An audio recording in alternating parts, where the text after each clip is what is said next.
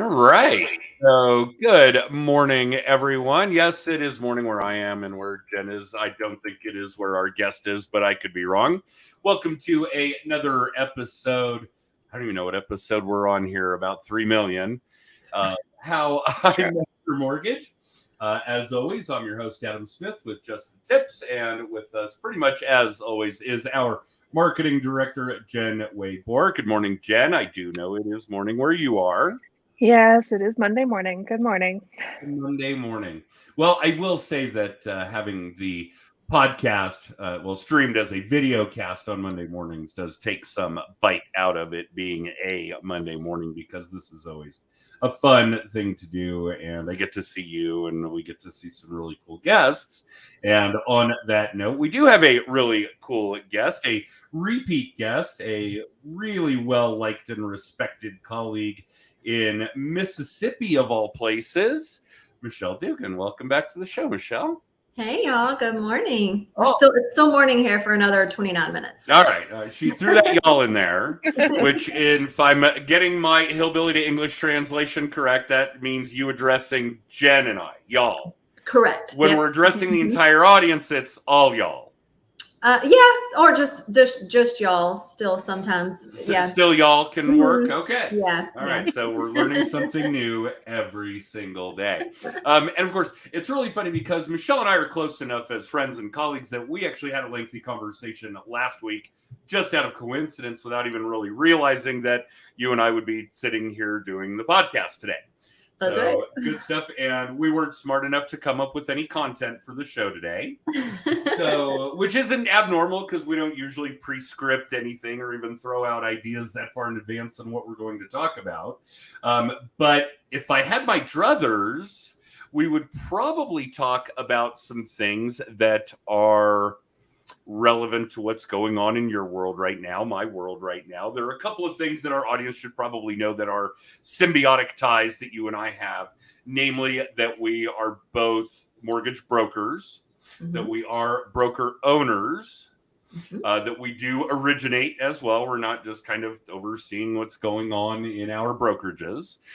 So things have been different this year, no question. It's been interesting. There have been mass exoduses, people leaving the industry in droves, retailers getting pounded, the margin compression. We had a huge bump in interest rates. The Fed met a couple of times. They've come back down. I mean, it has been a roller coaster ride in 7 months? Right. Yeah. It's funny because I feel like over the course of my career, it's like you can think back to certain points in time and it was like, oh man, that was one of the most difficult weeks ever because rates did this and rates did that. And then it's like, oh, that was a crazy month because rates fell so much. And it's like every one of those memorable events has all happened, it seems like, in 2022. Like companies collapsing, people exiting the industry really fast, rates just being all over the place, all over the board, the market changing so abruptly, going from having tons of purchase and refi business to just all purchase business. I mean, it has been quite the year, to say the least. Yeah. Yeah, it's funny. We've talked about this a lot in recent weeks and months. There's never really a shortage of people that need to borrow money. No. The narrative changes. We're certainly seeing, I don't want to say a major shift, but a little bit of a slowdown in the real estate market. We're not seeing properties here in Denver where there are 30 or 40 offers and they're selling for $100,000 over asking price, on and on. It's become a little more 2018, 2019-esque, which normalized. Is still well, unfortunately, normal is still a gross housing shortage. True. But could properties be going up 10 or 15% a year instead of 20 or 25? Right. Probably. Should interest rates be higher than they actually are if the economy were really healthy? Probably. These kinds of things. But some of the things that have really, I don't want to say surprised me, because I know that it's a reaction to what's going on in the world, in the economy. The volume of cash out refinances for people doing things like paying off credit cards is mind-blowing. So many people felt that they had missed a significant window back in April into May when rates really started to go up. As soon as they dropped again, there was a huge influx of that. Still seeing a lot of people remodeling because they don't think they can buy. Let's stay and we'll remodel the house and make it what we want. And the one that's really tearing at me, and I know this isn't a big brunt of your business, is the reverse mortgages. We don't do any here, but I'm hearing more chatter about them than I ever have in past years, just because people have so much equity, and that's part of it. And then they're heading into, they're getting into retirement, and that's part of it. Either they didn't plan accordingly, or they've learned about the reverse mortgage and how that can like help supplement retirement even more. So it's kind of it's a neat thing to see, I think, because it's an option that a lot of people just are not aware of. That's certainly a big part of it. I don't know that prior to doing so many of them, I would have looked at it for myself, and now I can't wait to be 62, which which looking at me would be right around the corner, but it's not. So I think it'll be an integral part of a retirement plan. But the one that's really bothering me is the inflation is crushing people on a fixed income. Yes. It is absolutely Looney Tunes what I'm saying. People in their 80s and 90s still working. Right. Because out of necessity. The number of people who said to me if they hadn't gotten those government stimulus checks over the course of the pandemic, they wouldn't have been able to eat or pay their bills. That's I'm glad that money went to good use that way. Right. I'm glad that there was some, salvation in it, as it were. But it's, the emotional heartstrings are definitely very, very difficult. So I don't think that there's really going to be, maybe Q1, maybe for a lot of the loan originators that really know what they're doing, into Q2, it was calmer, quieter.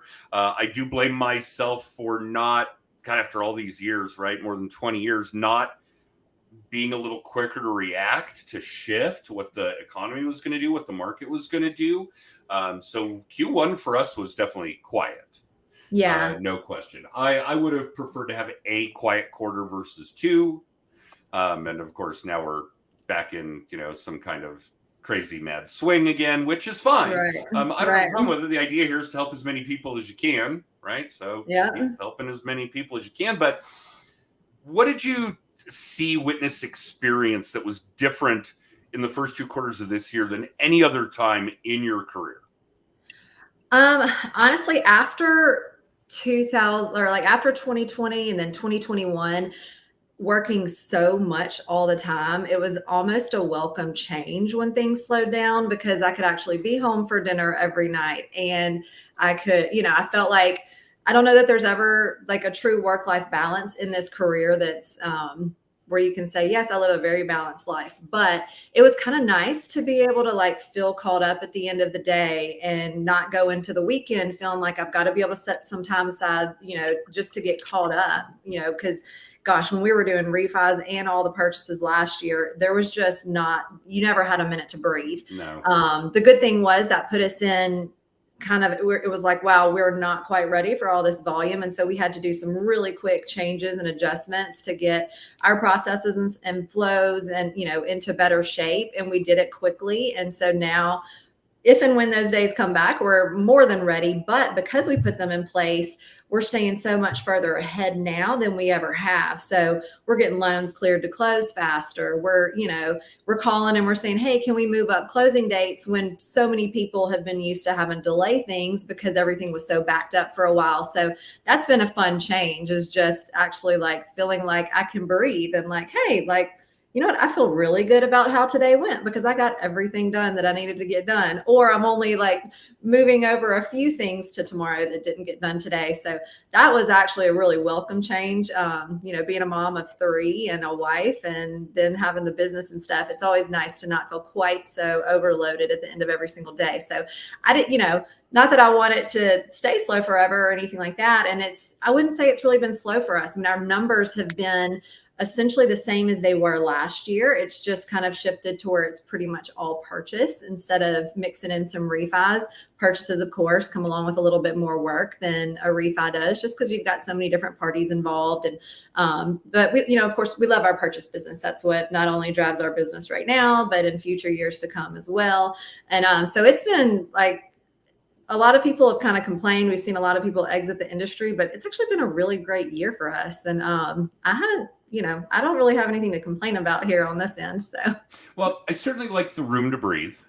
Yes. Even if it's only a little, it's certainly a little compared to 20 and 21. Yes. And it's funny, if I'm not mistaken, the last time I saw you in person was in Austin, Texas in February of 20. Does that ring a bell for everybody? Jen, am I right on that? Okay. Yep. Which and is crazy. It's funny because, which is crazy. So right before the pandemic, in fact, I think Jen and I went from Austin to Florida, and the world started for PodFest, and the world started to shut down so dramatically that Jen and I were like, let's get an earlier flight out of here.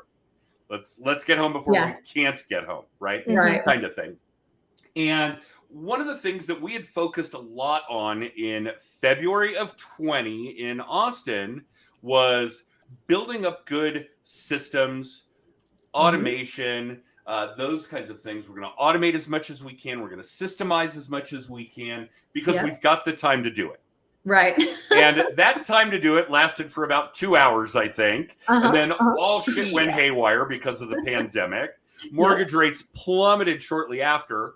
And then again, in fact, I don't know how much of our audience would pay attention to that, but it was so dramatic that I refinanced my primary residence twice. Yeah. I jumped the gun, refinanced it, went from like 4.25 to 3.25, and then again from 3.25 to 2.25. Right. So things were really, really haywire in that period. So we really didn't get to implement all of the great ideas and strategies and techniques and tools and tactics that we had discussed when we were in Texas in February of 20, probably until now. Right. Until this year. Yeah. And funny thing is that things changed over that time frame. If we learn nothing else over the course of the pandemic, we better learn that shit can turn on a dime. Right. So tell us, what does that look like? What kind of cool things have you done when it comes to systemization and automation? What have you put in place this year? So so actually at the end of 2020, I brought on an assistant, and her whole job was automation systems, getting all of that dialed in for us, just testing different things, figuring out what worked and what didn't work. We implemented a system called Mondaycom. And it was life-changing for us. So anytime we get a lead in now, or somebody emails or they start filling out an application, it automatically drops into Monday. It's integrated with all these different programs that not only are going to continue to follow up with the borrower if it doesn't go into a full application, or even once it is an application and it's pre-approved status, it's going to follow up with, continue to follow up for us. It sends out, automated cards once you're under contract, once we receive an application, after closing, birthdays.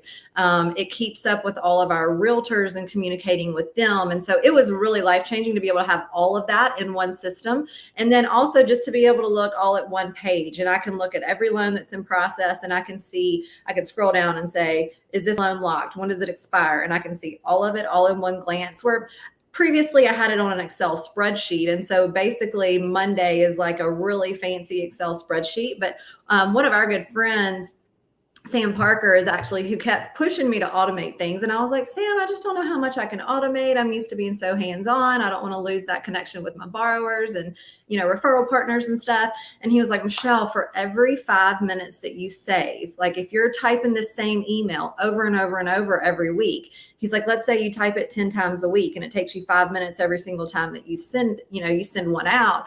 He's like, all of a sudden now you've got 50 minutes. It's almost an extra hour in your week. What are you going to do with that extra hour? And he's like, and that's just for one email that you're sending out. And he's like, so if you do that over and over and over, he's like, all of a sudden you can have all this time back that you can either spend on more business, or you can spend it at home with your family. And that was my goal. Especially after the 2020 got so crazy, I was like, I will do whatever I need to do to be able to be more present at home and have more time with my kids.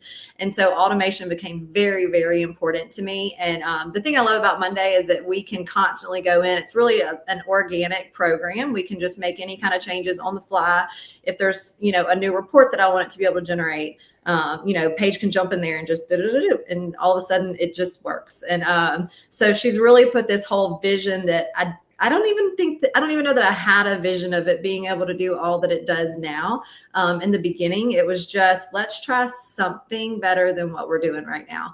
And it's been amazing. I mean, and it truly, it's been incredibly time saving. Our business runs so much more fluidly and we love it. But that's been the biggest change that we made, was implementing Monday into our business, which I know in the mortgage industry, that's one thing I think that's beautiful about it, is that everybody can have all these different processes and systems to, get from point A to point B and on down to Z. And it works, whatever works for you is what the best system is going to be for you. Isn't that the truth, right? We all know that. Right. And the one that you use and that you update. And so it's, but that was what we did. And what really changed business for us was just, taking all these little 5-minute, tasks and then automating them and finding a way to automate them. And then we're continuously just adding more things and looking, we'll read about something or see somebody else that uses Monday and constantly kind of talking about it. It's one of our favorite things now. But Wow. That's what we really spent and focused a lot of our time on, was just constantly working on that, and having somebody in the position to where Paige could focus her time on that was huge, because I couldn't take my processor and plug her in, to that. But now, because we've got so much automated, Paige's processing and she's keeping up with all the systems for us and stuff. And so it's been great, and we've loved it. We're big fans. We get a lot of people that reach out to us, and Paige helps them get all their systems set up and stuff, just because she's so, I'd be willing to bet that she's probably one of the most knowledgeable in the mortgage space when it comes to Monday these days, just because of how much time that she's spent in it personally, and then how much she's set it up for other people. So we're constantly talking about it and doing, things like this, talking about Monday and helping others. And so it's really cool to be able to lend that to other people too, and share that knowledge to help them help their businesses, because we all work a lot, and we don't have to kill ourselves to be able to have successful businesses. So, geez, what an endorsement, Jen. We should have Paige come teach it at the mastermind event this year. Seriously, she's really great. Beat the two of them up about being here for that content. That's amazing. That is a rip-roaring endorsement for Mondaycom. I know. I'm like, how can I get paid by them? Because I'm talking about Monday more than probably anybody. Probably more than the people at Monday. Yeah. I actually saw a billboard for Monday when I was down in Miami for Hall of Fame, and I sent it to Paige, and I was like, they need your face on this billboard. You should be the Mondaycom spokesperson. But it was fantastic. Yeah, that's it. And the thing is, it's incredibly affordable too. It's not some, majorly expensive system. It's just using it, getting it set up, and then doing it, so a lot of our friends are on it now, and I love it, because we can all share kind of best practices, or I tried this and it did not work, and what did you do to get this going the right way? And it's cool, because it's completely designed the way that you want it to be. Nothing is scripted within it. You get to write your own content and emails and stuff. And so, and for us, it's been kind of a trial and error, I guess. But we'll implement an email, and we're like, we're not getting any traction back from this. We'll change it up the next week. And then all of a sudden we start seeing things work, and it's like, okay, this is what works for that. And then, just constantly tweaking it. And, but that really was what changed our business drastically, as far as automation and changes that, we kind of talked about and dreamed about before it got busy. And then it was like something had to give. And, unfortunately, we don't have the luxury of just always shutting down business once you're in the throes of it, the way that we all got thrown into it over the last 2 years. But I was really thankful that we were able to do what we were able to do while it was still busy and get it all going, because now that things have slowed down, it's really everything flows so well that we have so much more time. So that is really cool. Yeah. That is really cool. All right. And there's got to be something else that you want to implement over the remainder of the year. What do you got your sights set on? What's next on the right? Why do you look like a deer caught in the headlights? I'm like, I don't know. What am I working on? I think I scared Michelle there. So from this point, for the rest of the year, really, so I wanted to get everything kind of lined up for us before we really started turning on the marketing and stuff again. We got all the marketing, recorded, ready, and all in place. But I was like, well, once I turn on, all the systems and we get the water going full blast, I want everything running in the background well, and it's all running very well now. So we're getting ready to gear up on some pretty major marketing campaigns and just let it fly. So what does that mean? What are we talking about when it comes to marketing? So social media has always been really big for me. It works very, very well, especially in my market because I'm very hands-on. I know a lot of the people that I work with, and when I get busy on social media, work gets really busy really quickly, and we see a really quick response to it. And so, when things were very busy, I didn't want to post too much on social media because when I do, business gets even busier, and we couldn't accommodate it at the time. Now we can. And so it's time to open up the social media. We're going to really start, like I said, just start getting a lot more involved and doing things the way that we know it works. I mean, there's a system to it. There's a process to it. And when you know how to do it and you know how to post and what to post, we see a huge, huge response. I mean, we're not a leads based business. So we're not dealing with buying ads, or buying ad space on Google and things like that. Like, I want our information in front of the people that we really want to work with, which is anybody that lives in the state of Mississippi, move up buyers, first time buyers, veterans, and we've got all the content. We're ready. And so, yeah, we're going to start letting it fly here. You don't want to try to sell me on your funnels system? Nope.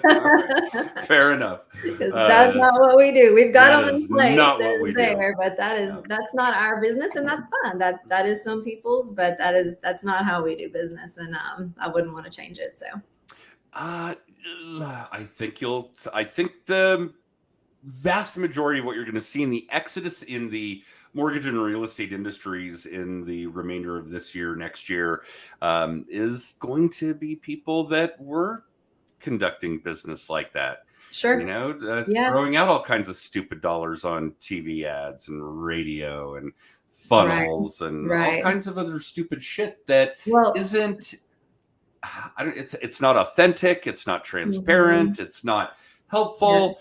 Yeah. It's fear-based. How many people do you see? This is going to drive Jen nuts, and I'm over it as far as my soapbox is concerned. But how much crap went around the interwebs regarding rates going up when the Fed raised rates? Right now, the people who actually know what goes on. I'm not talking about the Facebook economists who don't know shit, and there are plenty of them out there. I'm talking about people who actually do know what happens, that when the Fed raises rates, mortgage rates go down, that still promoted, described, explained the opposite, the general consensus, because people will act on fear. You better fucking hurry up and get a mortgage because the Fed's going to raise rates. No. Don't hurry up and get a mortgage. Yep. The Fed's going to raise rates. Let's see what happens. And guess what? Boom, we had like 2 huge days of mortgage rates going down, maybe even 3 right after. Right. Yeah. So, that kind of thing.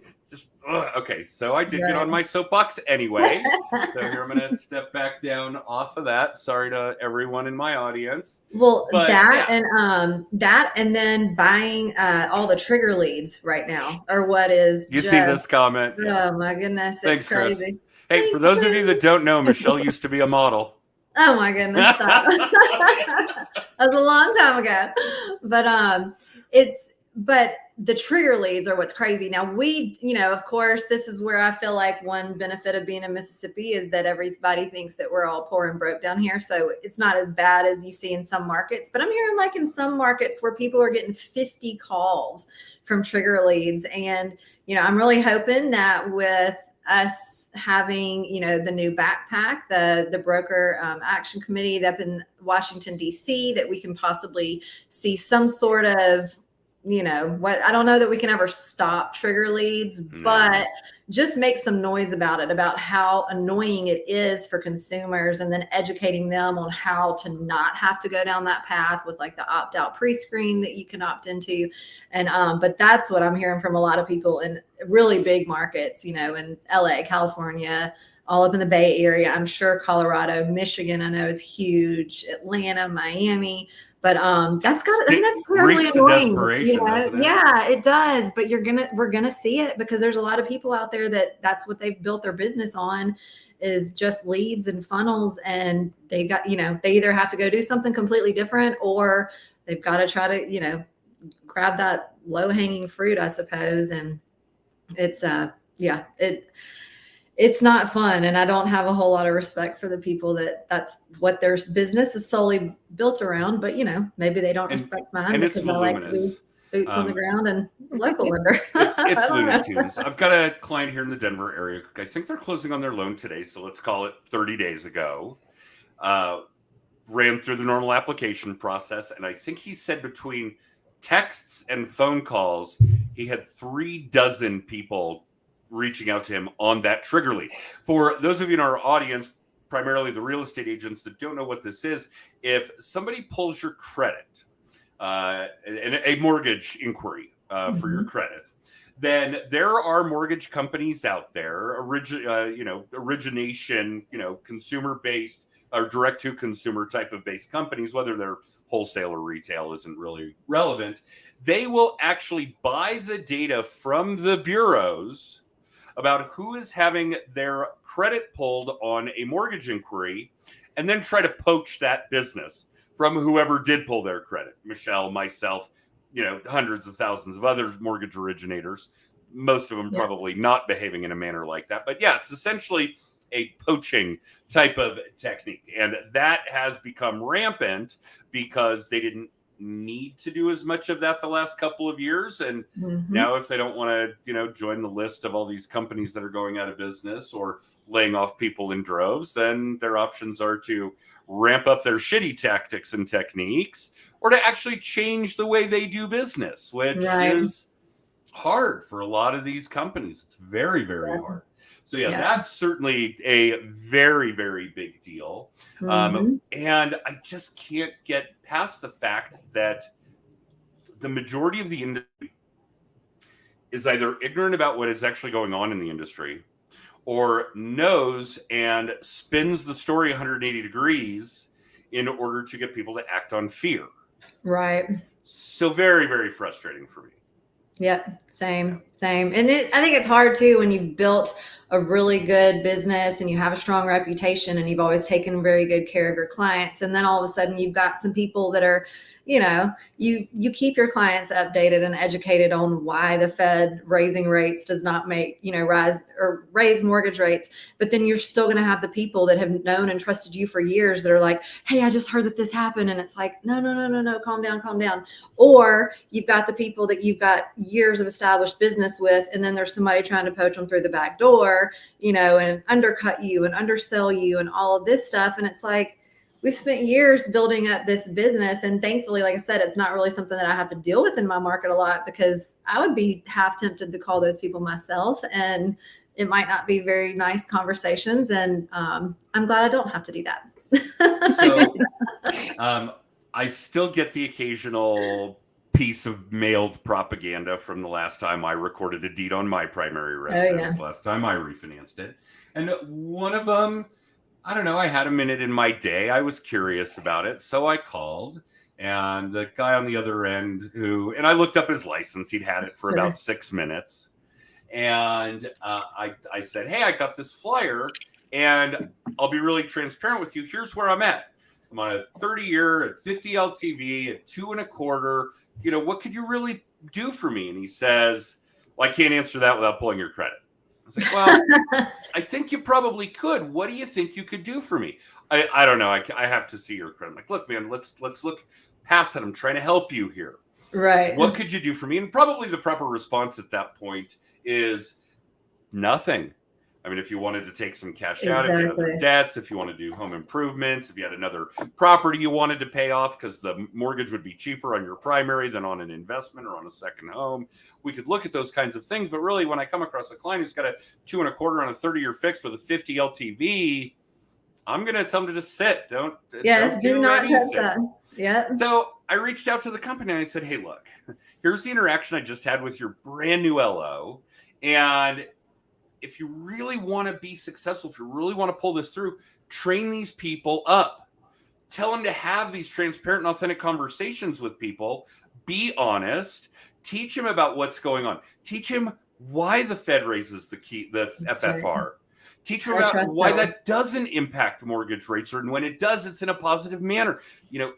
Train these people, educate these people, help them be authentic, transparent, informed, educated, so they can truly build up a business. And they basically said, yeah, thank you. That's not how we do things. Right. Okay. Because you're fucking Burger King. I can't remember the name of the mortgage company, but whoever you are, you're fucking Burger King. And your cheeseburger is 10 cents less than the guys with the golden arches. And that's why people buy your crap, even though it's crap. Because you're 10 cents cheaper on the fucking cheeseburger. You've turned yourself into a commodity. Mm-hmm. A cheeseburger commodity. Yep. All right. I will end that rant. Do you even get the cheese, though, or is it like just a burger? I don't know. The cheese may be a little bit more, right? It's terrible. It is terrible. Yeah, but unfortunately, a lot of how that goes on out there. And it's true for all of our real estate agent audience and clients and so on and so forth as well. We know that there's commodity-esque consumerism going out there. We see it with the open door and the 1% listings and blah, blah, blah. We know that we're all kind of fighting the same struggle to make sure that people, our clients, our circles, our spheres are informed, they're educated, that they aren't afraid to reach out and ask. Right. Hey, the Fed funds rate went up and my credit card just jumped to 29%. What should I do? Ask. Yep. There are a lot of people out there that are willing to give you good, solid information. That is correct. Right. Yep. I've been ranting most of this time here. Michelle, I know that your crystal ball is in the shop like mine is. Still waiting on parts. But what do you think we're heading into here? Let me ask you the end-all, be-all question. Are we in a recession? Absolutely. Okay, thank you. I love that the government has changed the definition of it. I do too. It's funny how that works, right? Don't fool yourselves, people. And people have been asking for months and months, are we going to have a recession? We're in a recession. We're already in it. They just don't want to call it that. Yeah. Take the glasses off and see it for what it really is. If not from an overall economic perspective, talk to me about the mortgage economic perspective. What do you think that looks like? What's a timeline? What do you think rates might do? Give us some insight from somebody who's been doing this a long time. I think that we're probably going to have at least another 6 months to a year, of higher rates. I'm not convinced that they are at their highest. You think they're going to stay where they are for 6 to 12 months and may go higher? I think that at some point they could go a little bit higher. Yeah. And then, in that time frame. Right. Right. Mm-hmm. Yep. And then I think that after that, I think, they can try to hide the fact that we're in a recession for as long as they want to, but eventually they're not going to be able to manipulate the numbers any further. And they're going to have to call it what it is. And once they do, then we're going to start to see all of the normal things that happen with a recession. We're already starting to see it in some ways. I mean, I was just listening to something about the jobs report from last week, and it was these huge surprise numbers and all these new jobs created, but that was from the business side of things. But when you look at the household numbers with these jobs reports, a lot of these jobs that were created were second and third jobs for households. Why are they doing that? It's because they have to be able to survive. And why are they having to all of a sudden have 2 and 3 jobs? Because interest rates are higher, because we are headed into a recession, because we've got inflation, everything is higher. Milk, yeah.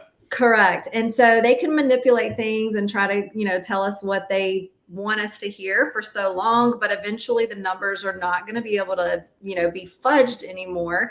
And once that happens, then yes, we will start to see these rates come down. The good thing is that, our is the real estate market slowing? No. Are we normalizing? Yes. So there's still a massive shortage of homes that's not going to be corrected for, at minimum, Decades? I would say 2 to 3 years. I mean, much at longer. least.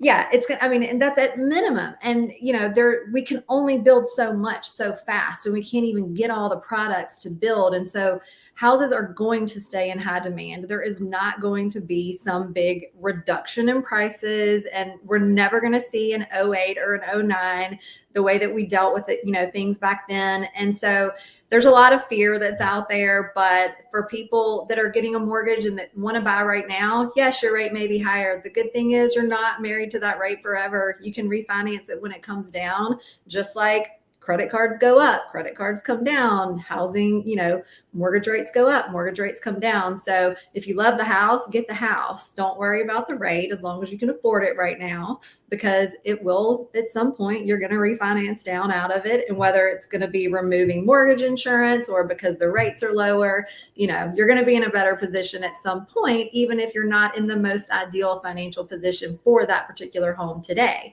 As long as you can afford it and that's the home that you want and you want to grow into, sometimes there's a little bit more squeeze on the front end, So it sounds to me like you expect a lot of your buyers these days to refinance in 24. Most likely, yeah. I mean, I'm hoping that it's 23 just because, some of them are already wanting that relief now, but, it's hard to know for sure. I mean, I would love if the back end of 2023 is when we really start to see these rates come down, not just a quarter, but, a half a point. Are we going to get back down to 2.25 on a 30-year fixed? No, I don't know that we'll ever see those days again, because I don't truly think we probably ever should have seen them. We shouldn't have, right? Good point. No, falsely suppressed, yes. Right. But yeah, I think that everybody that we're financing right now, I feel quite certain that we're going to be refinancing them again at some point. So if you're out there and you are doing mortgages, don't ever lose, touch with your database. Stay in front of them, keep connected. Talk to them, call them, write them, send a carrier pigeon, whatever you have to do, because you're going to want them all in your sphere for many years to come. That's one of the biggest points we make here at Just the Tips is if you are not in touch with your past clients, they are now somebody else's prospects, That's probably right. Michelle's. So, and yes, I know that we're running over, Jen, so bear with me because I want to get Michelle booked for another episode. And when we do it, I want one of us to remember to talk about this because I've got a very different school on it. I think we've just about seen the peak of where rates are going to go pre-recession. And I know it's, let's call it beginning of recession, early part of recession. I don't think that I can give the federal government, and certainly not the Fed themselves, not that they are, don't misunderstand, the Fed is not a political group. It is not controlled by politicians, that kind of thing. What goes on at the Fed is supposedly independent. We all know that, follow the money. Woodward and Bernstein were right. The dollars make shit go round. I think that we're going to see rates begin to trickle down in Q4, that we will have no longer been able to hide the fact that we're in a recession at that point, that they will come down quite a bit next year, 23, that a lot of people buying homes today will refinance then.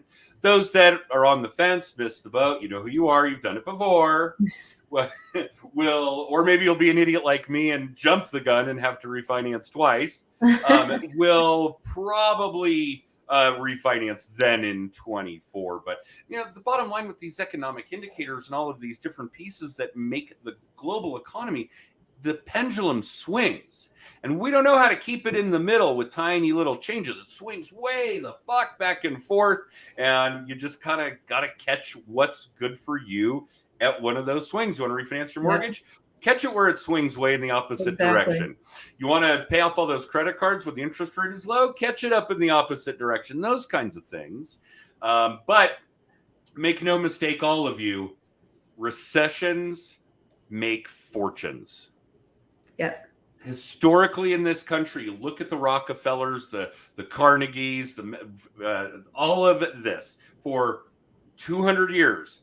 Fortunes are made during recession. So keep your eyes wide open. Do not stick your head in the sand over these next 24 months. And I will stop there. Jen, other than making sure that everybody knows what we're pressuring Michelle and her team into when it comes to Mile High Mastermind and coming to talk about Monday. Another good plug for Monday in there. You guys better start paying Michelle for that shit. But yeah, tell us what else is going on in the wide world of Just the Tips. Yeah, so you can find out everything by texting tips to 63566. The biggest thing is the Mile High Mastermind, which is about 5 weeks away-ish, September 16th and 17th at the University of Denver. We've got some cool content lined up. And we still have some tickets. Yes. Okay. Yep.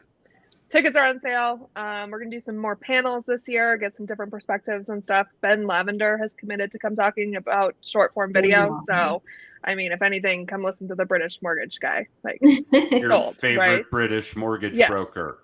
I know. Whatever. All right. I got a tank top last week from him, so I should know that by now. I have a long sleeve tee that's uber soft. But you can Like also Ben get said. you can get a copy of Adam's book, Just the Tips. You can find recent episodes of the show. We are almost completely booked for 2023. I've got about 4 spots left for next year for guests. So if you're interested in being a guest on the show, isn't that nuts? Awesome. Definitely reach out about that. You can book a free hour of coaching with us. All the things. Just text tips to 63566 to find out all the things. So cool. Michelle, thank you.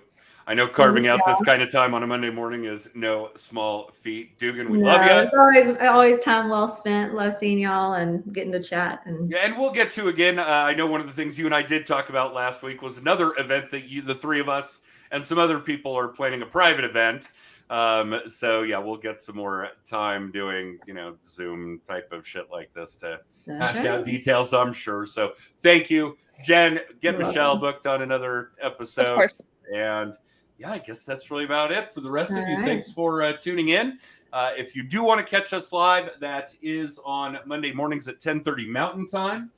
You can always catch us in syndication if you want to watch the video cast on Facebook, YouTube, LinkedIn, all the things, and the podcast on Apple and Spotify. I got it? I got all that right. That's my first time. We're almost through 5 years of this, and I think I got it right for the first time. Learning. All right. Jen, run the extra. Take us home. Thanks to everyone for tuning in. bye, y'all.